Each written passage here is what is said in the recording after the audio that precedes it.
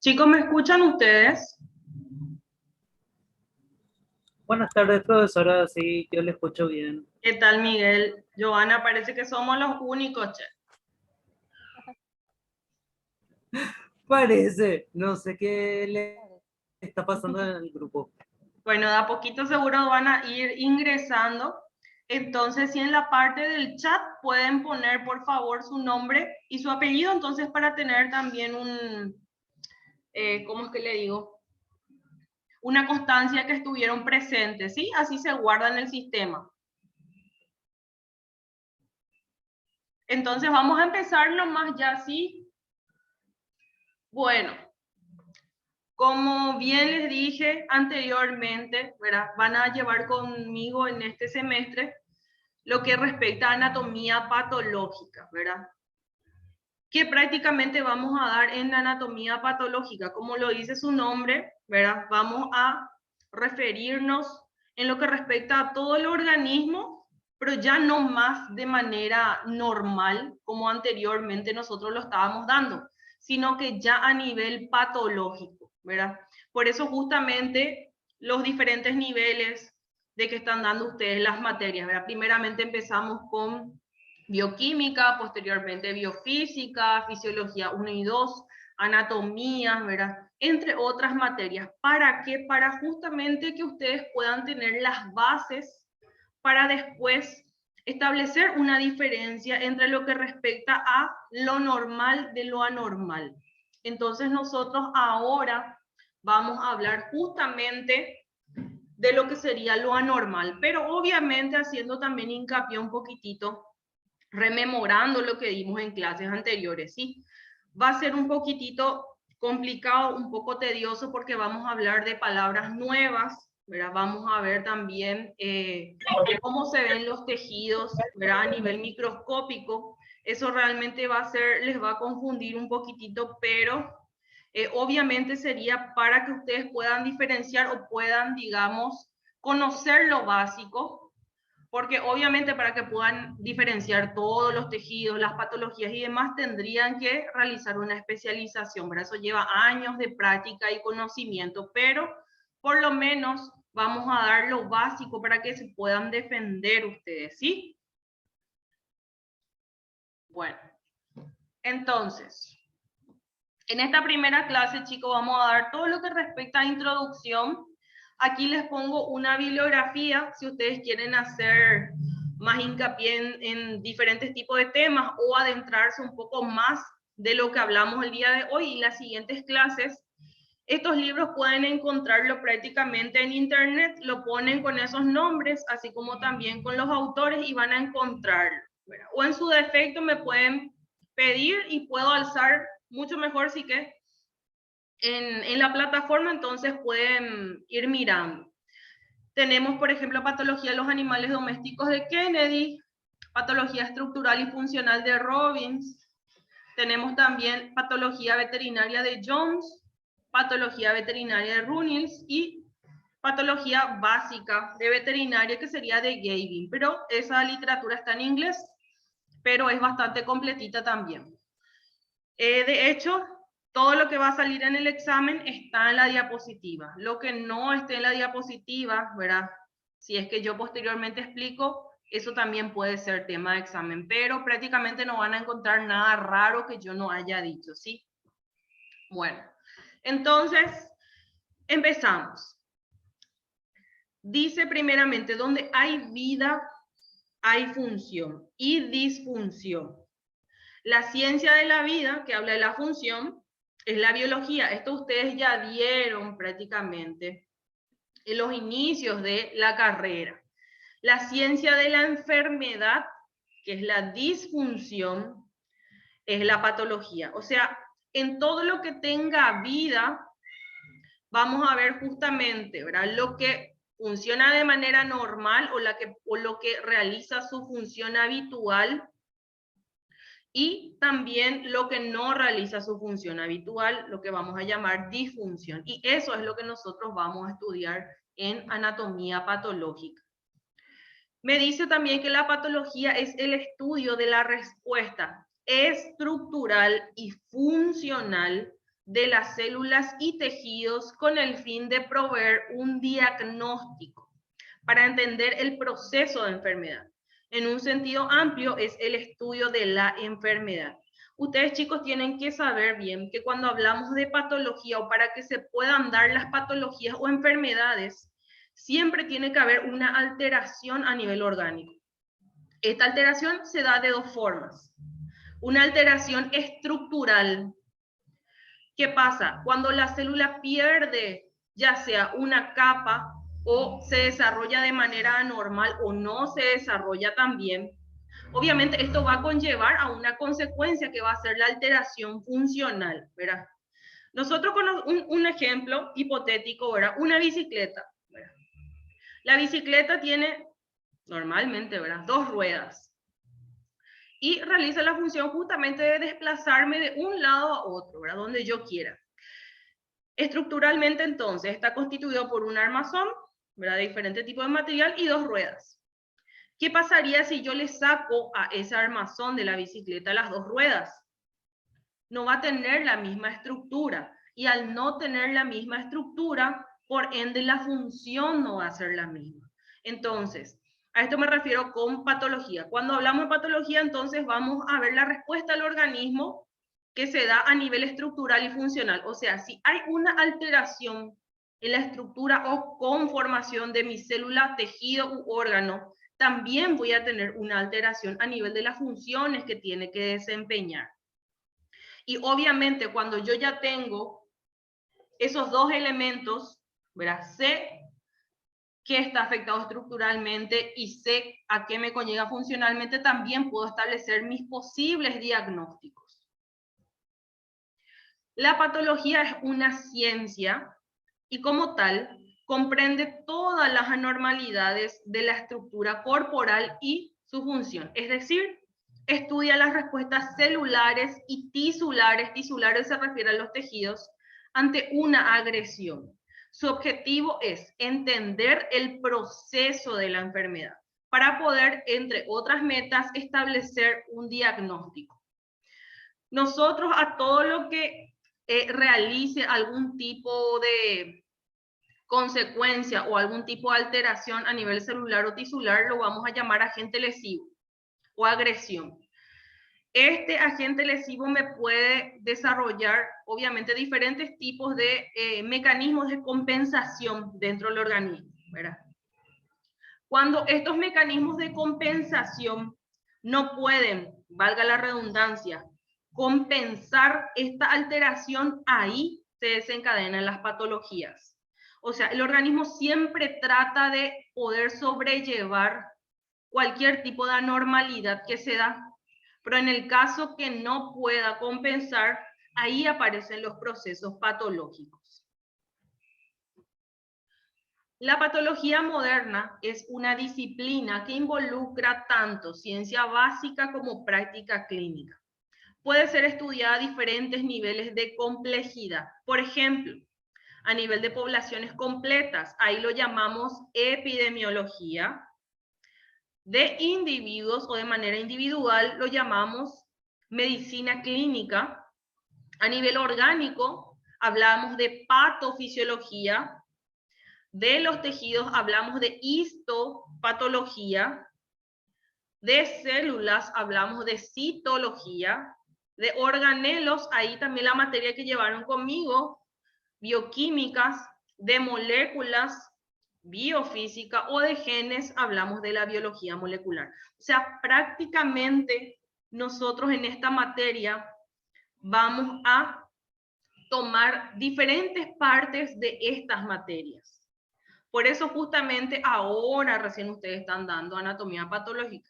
Siempre cuando uno empieza recién la facultad ya quiere empezar a dar las enfermedades, ¿verdad? Tratamientos, pero no podemos entender cómo se da ese proceso si es que no empezamos desde lo básico. Entonces, teniendo ya las bases, ahora sí vamos a poder entender los procesos patológicos y posteriormente, una vez identificados, ya poder establecer obviamente, un diagnóstico y un tratamiento adecuado. Entonces, anatomía patológica hace uso de todas estas materias. Es decir, dice, la patología abarca todas las anormalidades de la función y estructura del cuerpo. No importa si es un trastorno bioquímico o un trastorno, digamos, a nivel hemático, todo eso se habla en anatomía patológica. No solamente a nivel tumoral o a nivel de tal o cual enfermedad, todo ingresa en lo que sería anatomía patológica. Dice, e involucra el estudio de las células, tejidos, órganos y líquidos corporales, y es la conexión entre las ciencias básicas y la práctica clínica. O sea, acá yo ya uso dos cosas. Era todo lo que yo aprendí anteriormente de las ciencias básicas y ya voy a empezar a practicar o hacer uso de ese conocimiento. ¿Cómo? Identificando, obviamente, las anormalidades. Si yo sé que no tiene que haber un bulto en el tarso, ¿verdad? Ya estoy haciendo uso de las ciencias básicas, conociendo, ¿verdad?, la parte de anatomía. Y así, obviamente, también conociendo la parte hemática, ¿verdad? Haciendo los estudios complementarios, ¿verdad? Si yo sé que los glóbulos rojos tienen tal rango y esto no está en rango, entonces ya me voy también buscando ciertas patologías. Pero obviamente siempre tienen que hacer uso de la parte clínica o la inspección propiamente dicha. Todo esto se da gracias a la semiología y posteriormente también de la mano los estudios complementarios, como ser hemograma, perfiles, estudios específicos, PCR, entre otros. Bueno, y ahora etimológicamente, ¿verdad? ¿Qué es la patología? Proviene del griego patos, que significa padecimiento, y logos, que sería estudio o tratado. Podemos decir que es una ciencia que tiene como principal objetivo el estudio del o de los padecimientos. O también podemos decir que es una ciencia que estudia las enfermedades. Ustedes, chicos, pueden establecer su propia definición, pero obviamente teniendo presente, ¿verdad?, siempre lo básico. No me inventen cualquier cosa, pero con tal de que se vayan a la definición de lo que sería la materia, está bien. Bueno, la patología, ¿qué hace? Dice que es el estudio de la respuesta estructural y funcional. Miren, fíjense que repetimos varias veces esto, por favor no se olviden. Entonces, la patología estudia la respuesta estructural y funcional de las células y los tejidos. Esta disciplina abarca todas las anormalidades en lo que respecta a función y estructura del organismo, así como también involucra estudio de los aspectos moleculares, bioquímicos, funcionales, morfológicos en fluidos orgánicos, células, tejidos y órganos del cuerpo. Vuelvo a repetir. Entonces, en patología no estudiamos solamente la parte anatómica, también estudiamos la parte bioquímica, la parte molecular, la parte funcional. ¿Por qué? Porque justamente eso me ayuda a poder dar un diagnóstico certero.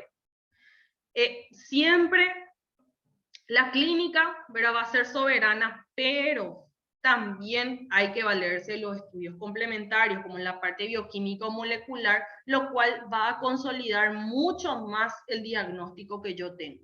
También tengan presente que hay varias patologías que se asemejan muchísimo en cuanto a la sigmología. Entonces, no cometer ese error de al detectar cierta anormalidad ya establecer un diagnóstico definitivo. Recuérdense que están también los diagnósticos diferenciales, ¿verdad?, que son prácticamente las patologías que se parecen mucho en cuanto a los síntomas. Después también está el diagnóstico presuntivo, el cual es la patología que yo pienso o yo creo que es según los síntomas, y posteriormente está el diagnóstico definitivo. Entonces, yo cuando analizo a mi animal o lo evalúo en cuanto a la parte clínica y también obviamente en cuanto a la parte bioquímica o la parte hemática, entre otros estudios complementarios, ¿verdad?, tengo que tener mi diagnóstico presuntivo, ¿verdad?, y mis diagnósticos diferenciales. Y posteriormente, ¿verdad?, analizando todo lo que yo encontré en la inspección y teniendo presente los resultados del laboratorio, ahí recién poder establecer un diagnóstico definitivo. No se queden siempre con lo primero que ven porque se pueden equivocar. Dice, en el estudio de la patología se debe enfatizar el cómo y el por qué sobre el qué. Es decir, saber de qué enfermedad se trata es menos importante que entender los mecanismos que dieron origen a dicha enfermedad. ¿Por qué esto? Porque no siempre se puede llegar a demostrar o determinar el agente causal o etiología específica. ¿A qué me refiero con esto? Bueno, en anatomía patológica no necesariamente vamos a tener un diagnóstico definitivo, pero sí vamos a poder establecer la patogenia de la enfermedad. O sea, supongamos que un paciente falleció, ¿verdad? Entonces, yo voy indagando, ¿verdad? Y aparte también hago uso de otro elemento de la anatomía patológica que sería justamente el estudio de los cadáveres. Esto vamos a hablar un poquitito más adelante, todavía no me voy a adentrar. Entonces, ¿qué pasa? Bueno, tuvo diarrea sanguinolenta. Entonces, ¿cómo llegó a tener diarrea sanguinolenta? Hago también uso de, obviamente, la anamnesis. ¿Es un paciente joven? ¿Es un paciente adulto? Generalmente, si es joven, pensamos en parasitosis o pensamos en parvovirosis, ¿verdad? A pesar de que hay otras patologías. Pero, ¿qué pasa si el paciente era un adulto? Entonces, ahí ya empiezo a pensar en otras causas que no generalmente suelen ser las víricas, ¿verdad? Podría ser justamente ingestión de algún elemento cortopunzante, ¿verdad? Que generó una lesión a nivel estomacal o intestinal y posteriormente, ¿verdad? Tuvimos un shock hipovolémico. O puede ser también ingestión de warfarínicos o veneno para ratas, ¿verdad? Los cuales producen, ¿verdad? Hemorragias masivas que me desencadenaron ese cuadro. Entonces, yo analizando a mi cadáver, en este caso, ¿verdad? Puedo determinar la causa de muerte, pero no darle un nombre específico. O sea, como solemos ver en la tele, falleció de un shock hipovolémico, ¿verdad? No le decimos murió por una bala perdida o lo que sea, no. Entonces, nosotros no le damos un nombre en específico, pero sí podemos determinar cómo se llegó al deceso de este animal. Entonces, eso sería lo importante en esta materia. Dice, la patología como ciencia estudia los diferentes mecanismos de respuestas de un organismo vivo a los diversos agentes injuriantes o lesivos, alteraciones genéticas y estados de deficiencia. Entonces, como les mencioné también anteriormente, la patología va a estudiar la forma en que el organismo responde a estos agentes lesivos, que va a ser obviamente de diferentes formas dependiendo el tiempo, el tipo o la predisposición misma. Entonces, aquí tenemos el organismo en el centro, ¿verdad? ¿Cómo se desarrollan las patologías? ¿Verdad? A través de los agentes injuriantes. El agente injuriante puede ser cualquier microorganismo, bacteria, virus, hongo, o pueden ser también agentes lesivos como ser algún cuchillo, serrucho, martillo, golpes, entre otros, ¿verdad? ¿Qué pasa? Estos agentes injuriantes, ¿verdad? Atacan el organismo. ¿Y cómo el organismo reacciona frente a esto? Puede ser mediante la adaptación celular. O sea, como mencionamos anteriormente, el organismo tiene la capacidad de adaptarse o tratar de justamente sustentar las actividades. ¿Cómo? Modificando su forma, modificando su número, entre otros. También puede utilizar un mecanismo de respuesta celular. ¿A qué me refiero con mecanismo de respuesta celular? Justamente lo que realizan los glóbulos blancos de nuestro organismo, ¿verdad? Los mecanismos de defensa celulares. Después también puede realizar ciertas transformaciones que vienen también un poquitito de la mano de lo que sería la adaptación celular. Puede también desarrollar inflamación, que también es un mecanismo de defensa del organismo frente a ciertos agentes injuriantes. Y posteriormente, si es que el organismo no puede compensar esto, vienen las lesiones. Las lesiones son de dos tipos. Tenemos las lesiones reversibles, así como lo dice su nombre. Una vez eliminado el agente injuriante, se puede volver otra vez a la forma, función original. Pero esto depende del tiempo y de la intensidad con la que actúa este agente injuriante. En el caso que el agente injuriante sea bastante constante o muy fuerte, aparecen las lesiones irreversibles. ¿Por qué? Porque el organismo ya no puede sustentar eso a largo plazo o con esa intensidad. Y de la mano a las lesiones irreversibles, si continúa persistiendo la acción del agente injuriante, tenemos en su defecto la muerte celular. Tenemos posteriormente la división de la patología. Tenemos, por ejemplo, la patología morfológica o anatomía patológica, que es de lo que vamos a hablar nosotros, que se encarga de describir los cambios estructurales, o sea, cambio en estructura de los tejidos y órganos. Pero en este caso hablamos de un individuo enfermo. Entonces, aquí tenemos a la derecha una imagen de un riñón. ¿Cuál prácticamente para ustedes sería lo normal y cuál lo anormal?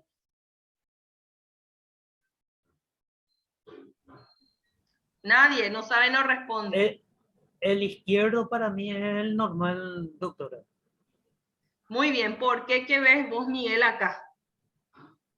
La pared, veo que está bien consolidado. Veo...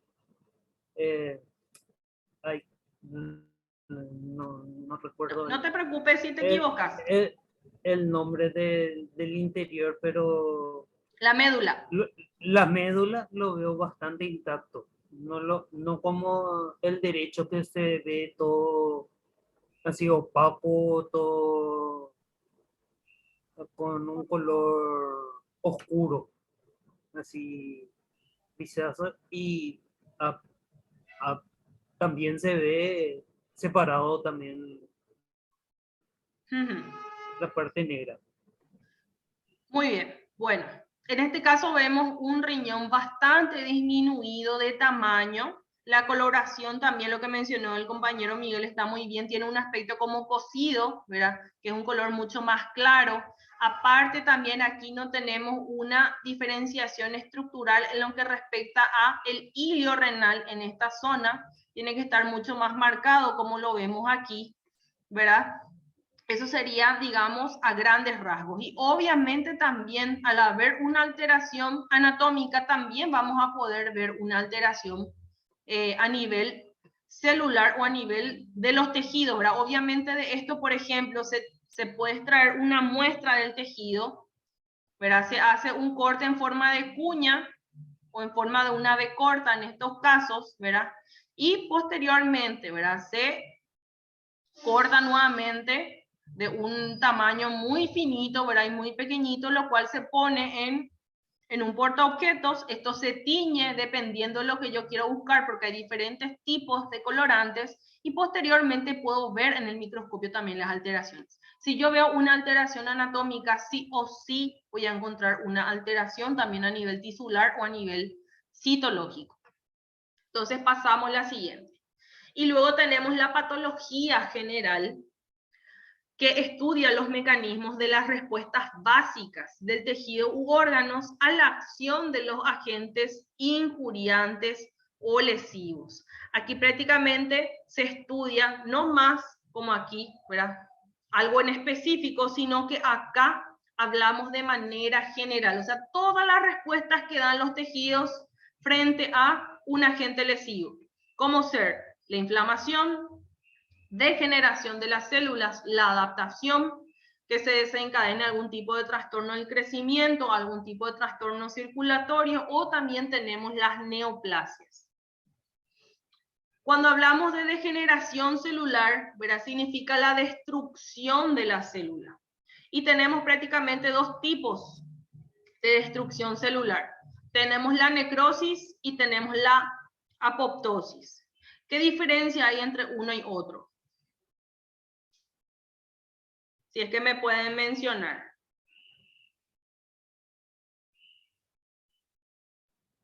La apoptosis tengo entendido que se dispersa, o sea que diluye la célula.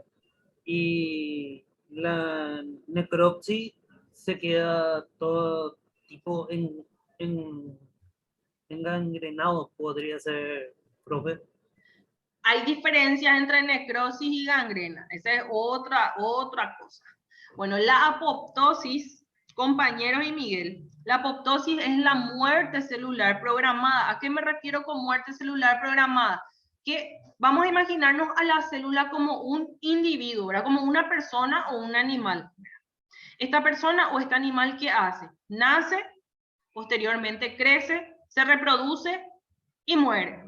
La misma cosa con la célula. La célula nace, posteriormente llega en una etapa madura, desempeña su función y a medida que va pasando el tiempo envejece y muere, ¿verdad? Se destruye. Y esto se denomina apoptosis. El otro tipo de muerte sería la muerte patológica. A esta muerte patológica lo denominamos necrosis, o sea, tenemos prácticamente una, entre comillas, descomposición de lo que serían las células. Esta puede darse por diferentes mecanismos, por heterólisis o autólisis, o sea, una destrucción dada por las células de la serie blanca o prácticamente por elementos, o mejor dicho, ¿cómo es que les digo? Por lisis, por destrucción de enzimas, que se dan justamente una vez que muere el tejido. Son los dos tipos de muerte celular. Apoptosis, muerte celular programada, y necrosis, que sería una muerte accidental, algo patológico, ¿verdad? Que hay de dos tipos, autólisis o heterólisis. Auto, que se descompone, digamos, o sea, por uno mismo, ¿verdad? Auto viene de uno mismo, ¿verdad? Y hetero, diferente, ¿verdad? Autólisis se da entonces justamente como le digo, por las células de la serie blanca, y heterólisis se da justamente por lisis o desdoblamiento, descomposición dado por enzimas, que pueden ser también los microorganismos que se encuentran, ¿verdad? Los microorganismos oportunistas, mejor dicho. Luego tenemos la adaptación celular. La adaptación celular hay de diferentes tipos, ¿verdad? En esta imagen podemos ver aquí una célula normal, ¿verdad? En este caso sería cúbica, sin estratificación, cúbica simple se denomina. ¿Y qué pasa? Acá tenemos diferentes tipos. Tenemos la atrofia. La atrofia es una disminución del tamaño celular, ¿verdad? Tenemos aquí la imagen, la misma cosa, ¿verdad? En este caso tenemos una hipertrofia y aquí tenemos una atrofia. La atrofia es la disminución del tamaño celular, pero se da en células maduras. No se da en células, digamos, inmaduras, lo cual vamos a hablar más adelante, que se denomina prácticamente una aplasia. Eso es otra cosa. Después entonces tenemos